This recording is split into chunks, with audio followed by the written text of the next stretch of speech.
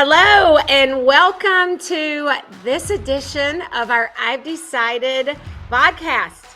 I am here, Kim Martin, founder of I've Decided, and I am here with one of our awesome business members. And he happens to be my friend too, but That's right. That's right. He's one of our awesome business members, been a business member for a long time, National Seating and Mobility, Mr. Ed Maubach. Hi, everybody.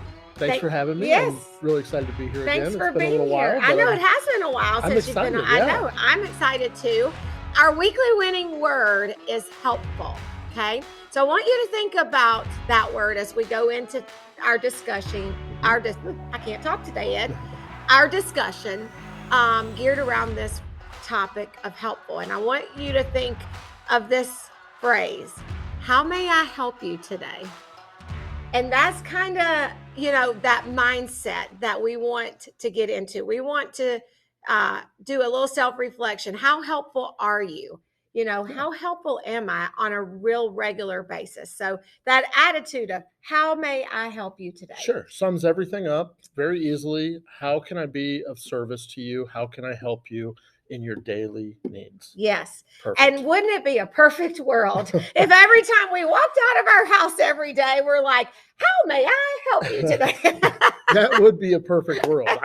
I don't know that we're there yet, but we got a ways to go. We got a ways to go. So I want you to introduce yourself a little bit. And there's a reason why I have Ed on the show with me today. I've known Ed for many, many, many years. We go to the same church. Our kids went to the same school at that church, Holy Family. And, I see Ed serving at our church all the time and being so helpful. I know your story behind National Seating and Mobility. How now you're very successful and have a very successful career with them, but you started working with them when you were a young man and you didn't make as much money as you do now. And many times you could have left this company to make more money, but you loved being helpful and helping people with their mobility. So I just got chills talking about that. I get them too, and I get them on a daily basis. Yeah. Working for a company like National Seating and Mobility, a place where we can help individuals that can't help themselves is just the epitome of our weekly winning word, of being helpful. It's just so enlightening, so uplifting to be able to offer mobility for to someone who can't walk, right? To a kid to have peer-to-peer interaction, when they go to school and can't be out on the playground with their friends. But now, because we were able to get them, our hashtag Let's Get Moving, we were able to get them moving, and now they're out on the playground with their peers and enjoying peer-to-peer interaction. Right. Yeah. So I've been with National Seating for almost 20 years. I know I don't look like it. I'm very young. But the song in your heart is what we talk about all the time. And it's really about helping someone who can't help themselves. Yeah. And so that's what we do. And I know that anyone listening or watching this can hear your passion and your heart behind it. Yeah. And so, and you really are the real deal. I mean, like really the real deal, like just you're always helpful. I swear, I do think you leave your house every day thinking, how can I help somebody? He might be one of the perfect ones out there. No. Well, I don't know. There's moments where I'm very selfish. Yeah, no, we are. But yeah, it's the idea of how can I improve someone's life today? Yeah, how awesome is that? And that word helpful, it just rings so true to everything that you do, everything that I do. We want to bring glory and praise. That's right. From God to our friends, to the people that we encounter every day. Yep. Serve as though you're serving God in everything you do, right? Exactly. So he sees you, he knows your heart, and that's what it's about. That's right. Yeah. So exactly right. I told you I have the perfect guest with me today. All right. Well, let's talk about helpful real quick. I want to, so it's a pretty simple definition. In fact, I mean, it's, in the English language, I don't think anyone wouldn't be able to describe helpful. We know this word, but the Webster dictionary says it's of service or assistance, or simply being useful. It's being useful. And when I saw the useful, I thought about that, our purpose, right? So we are called to put our purpose, our God-given talents to use. Sure. Yeah, that's huge. Your purpose in life, whatever it is, whether it's to be a mom, be a dad, it's to be, a wheelchair guy that I get called that all the time. Help people with their mobility. Yeah, if that's the purpose, then you have to embrace it. And you have to just take it by the reins and say, this is what I'm going to do today. And put it to good use. And so I just love that. And every week, obviously, you know this, but some people listening may not know. But every week, one of our benefits to our members is we send out a weekly winning resource. Yes. And in the weekly winning resource, we talk about our weekly winning word, and we put content behind it through an article and a challenge and a phrase, a quote, and all of that good stuff. And I share a paragraph of information. And one of the things I talked about, and this is, you chuckled because I shared this with you before we started recording. Somewhere along the way, I ran across this book, and I honestly, I think it was in like the top 10, could have been a #1 seller for a while. This girl, and it caught my attention because it was on a Facebook scroll, and she had a real Southern accent. And so I stopped to listen, and she had written this book called How May I Offend You Today? It makes me laugh every time I hear it. And every time you hear that, like you're like, I'm like, that is so funny. And she's kind of a comedian. I got the idea listening that she was a kind of a comedian. So she, putting out a spin out there, like being funny, right? How may I offend you today? And in our culture, in our society that we live in, it does kind of feel like that, doesn't it? It's like we're walking on eggshells, and we're trying to be so careful. If you love people, you don't want to offend them. Yeah. But it's like everywhere you look, you can look at someone wrong, and they might get offended. Yeah, in this day and age, it's just crazy how much a simple word, whether it's said or written or text, anything can set someone off, and can have seven or different eight different meanings to someone. So it's funny, but I don't know what made that book come to my mind when I was writing the content, but I thought, wouldn't it be, I mean, instead of being kind of snarky like that, what if it was, how may I help you today? Yeah. And, I'm sure the heart of the person who wrote that book is that. Sure. She's a comedian being funny, but, how may I help you today? And I'm like, wouldn't it be awesome if when we left our houses every day, we were just searching out people that we could help with intention. One person, right? Just one person a day, that when you get up, you leave for work, you're heading to the office, you're going to the store, whatever it is, that one person that you could think, how can I help someone today? How can I help that person today? Yes. That would be huge. Amazing. I mean, can you imagine what that would do? I could. For this world? And I know that it's impossible for us to be, there's not enough Eds in this world. Let's just say that. And I'm not one of them. I want to be. I strive to be. And luckily I hang around you a lot. So I'm inspired, when I feel like, I don't want to go up to the fish fry. But then I start thinking of you and being there all day and after working and, and all the guys that are up there on a regular, it's like, okay, get your butt in the car and go up to the, and go help. So if you hang around people like Ed, you'll be inspired to do more and give more. But I want to be better. And I think all of us do.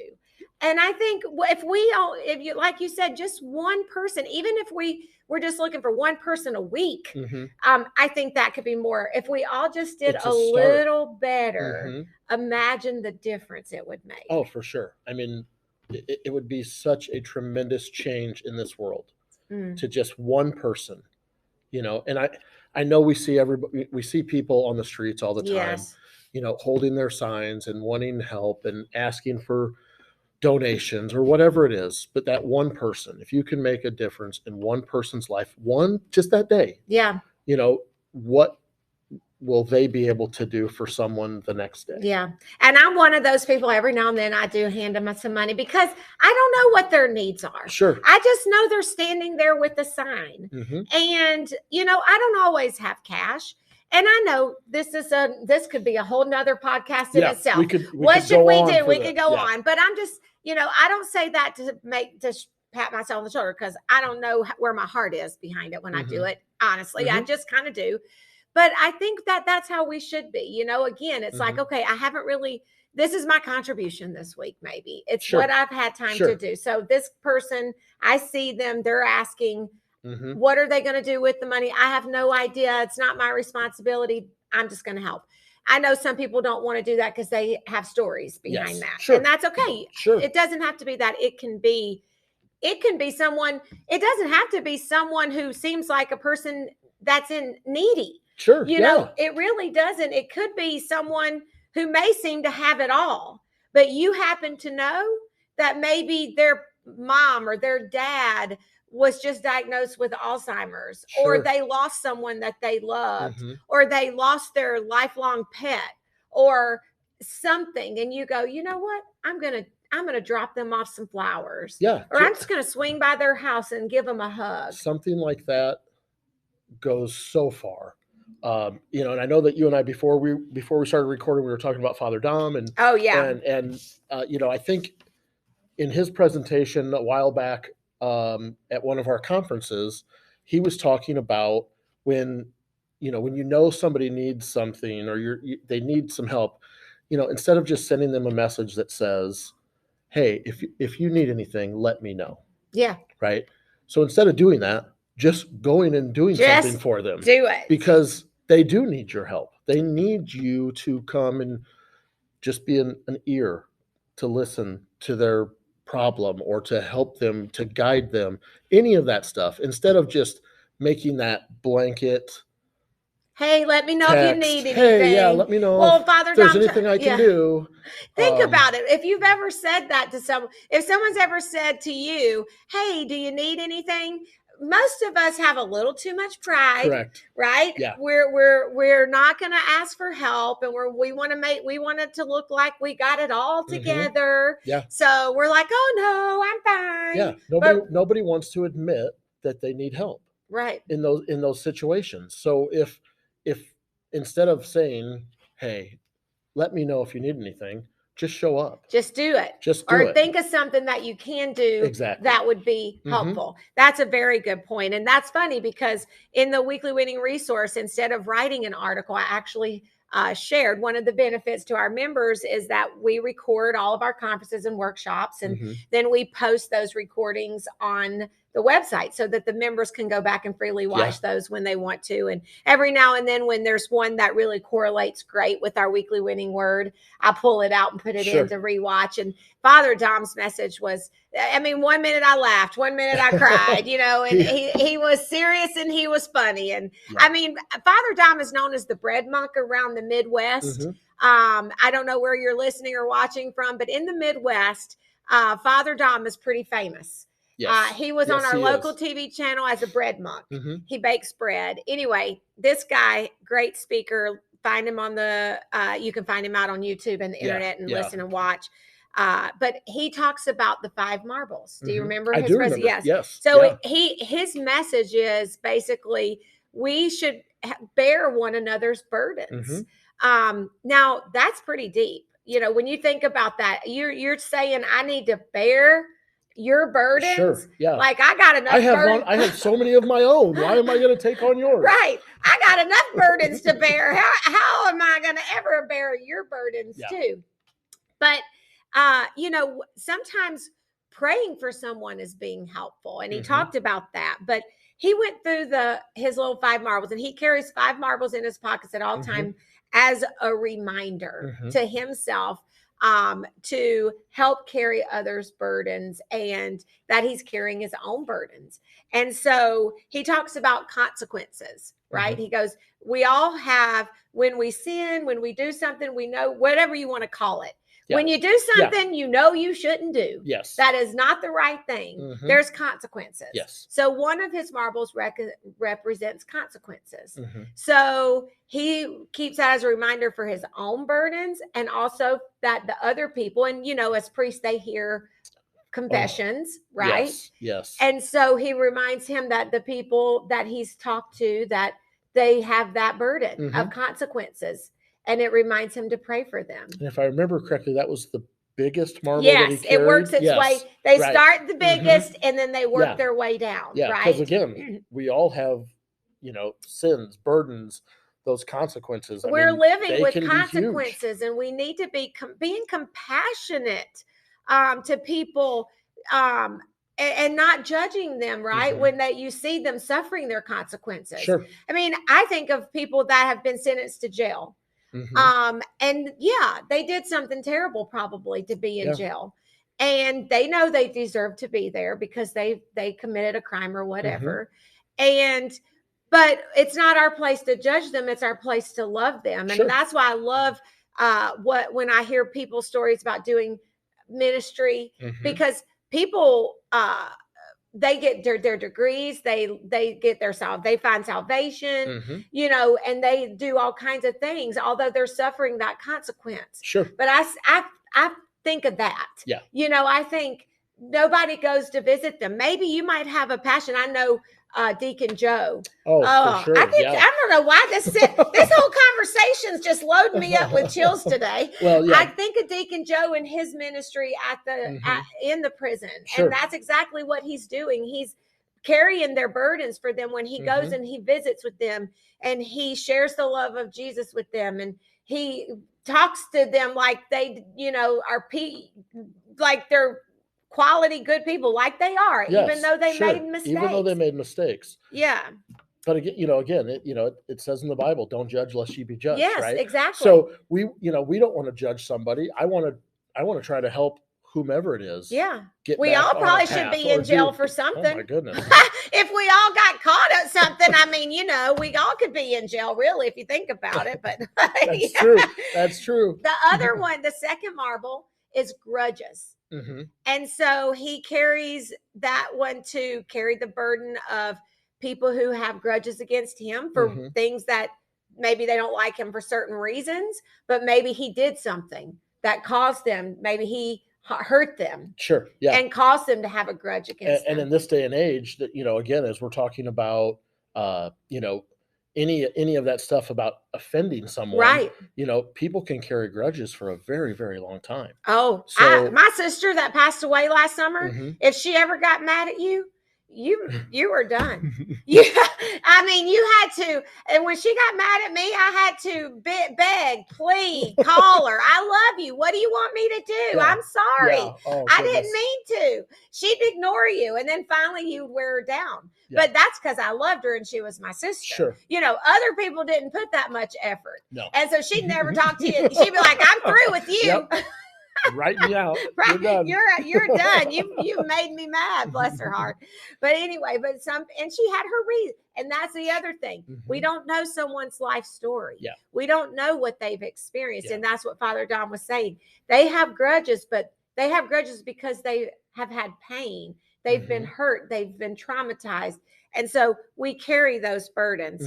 And then the third marble was his body, like health. We carry people's burdens. We carry our own burdens about our own selves, the things that we have, and other people, their burdens as well. Yeah. Yeah. I hear it from my wife all the time. I want to take care of everyone else, but I don't take very good care of myself. He said that. Right? Yes. Yes. And so it's like, now, thanks to Melissa, I love you, Melissa. Thanks to her, I love you, Melissa, too. I'm actually starting to look at some of the things that I have neglected. Right.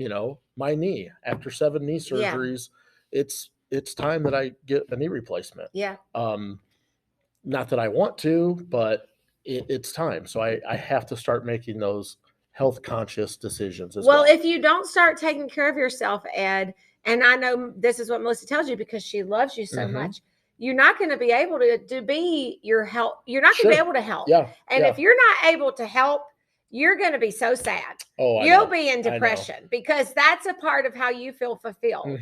Definitely. And so it just won't be good for anybody. So the better you take care of yourself, the longer and better you'll be able to be helpful. That's right.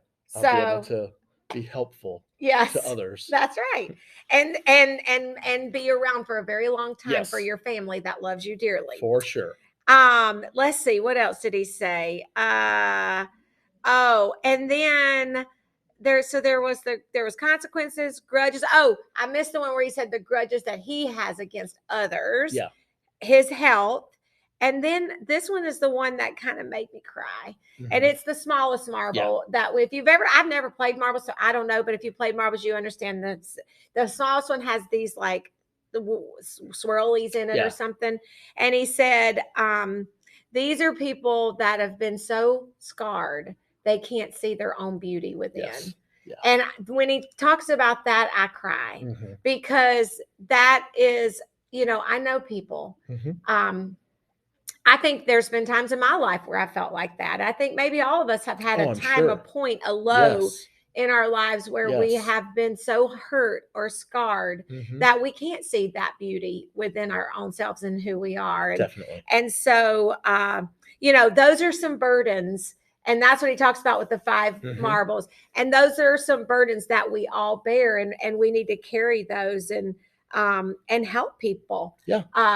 And I want to share quickly the weekly winning quote. Okay. Because we've been talking about some pretty heavy stuff, right? Doing some, time, talents, treasures. How can you be helpful? Yes. And but at the end of the day, it doesn't have to be huge. No. The quote that I wrote was sometimes being helpful is simply giving someone a smile. We did a talk, you and I. Boy, this is I remember that. I was thinking about that book. Called Smile and Move, and now I'm going to totally blank on the author's name, but I do have it. I still have Google it. Smile and Move. You'll find it. It's a great little book. Fantastic little book. Just talking about being able to move through your day to day and offering someone a smile. Let your yes be yes and your no be no. And I mean, it was just such a great book that we shared with the I've Decided community. It was such a joy. I actually got it at one of my conferences. Yeah. And to have 300 or 400 of the wheelchair guys in a room talking about, let your yes be yes and your no be no, because there are times that you have to say no to certain things. No's not a bad thing. It is not a bad thing. It's good for the person that's right. You're saying I can't. It doesn't mean never either. That's right. The yes be yes was the best. And sometimes that's being helpful. Because if your yes is yes, now you're really able to help someone. Yeah. If your no is no, you're being helpful by saying, I can't give you 100%. You got to find somebody else that'll do better than I can. I can't be the one to do it. I'll help you find somebody that can do it. Or move, this next person might be able to do it. Maybe I'm not supposed to be the one to help you. Yep. Maybe it's supposed to be the guy next to me or the gal next to me, whatever. Yep. Yeah. Father, I was about to say Dr. Dom. Dr. Dom. Father Dom. He talks about his perpetual game face. He's a teacher. And he said, my students say, you walk down the hall like you just got this perpetual game face and you look scary, and that's what he talks about. He says, get rid of that perpetual game face. Be approachable. Make eye contact with people. Smile at them. It's something that it's a lost art. Yeah. Truly. We see it, and not that I'm picking on the younger generation, but we don't see that eye contact. I know. We don't see those smiles. They're the cell phone generations and the texting and stuff. And they sure smile for those Snapchat pictures. They sure do. They sure do. But I share with my kids, like a lot of times it's about who you know too. So making that eye contact and making that one-on-one contact and impression is helpful for you. Being able to then somebody go, oh, I remember that young man or that young woman. They really impressed me. So again, and I'm a hugger. So I make people really uncomfortable, especially, now after COVID. Yeah. And so but I'm like, you know what? We got to hug. I'm not going to not hug people. If I die from hugging, I guess I'm just going to die from a hug. I don't know, but I am going to keep hugging people. I go to the chamber meetings. These are business meetings. Yeah. And they reach out their hand. I just wrap my arms around them, give them a big old hug. I'm like, they're like, awesome. Okay. I'm like, I'm a hugger. Yeah.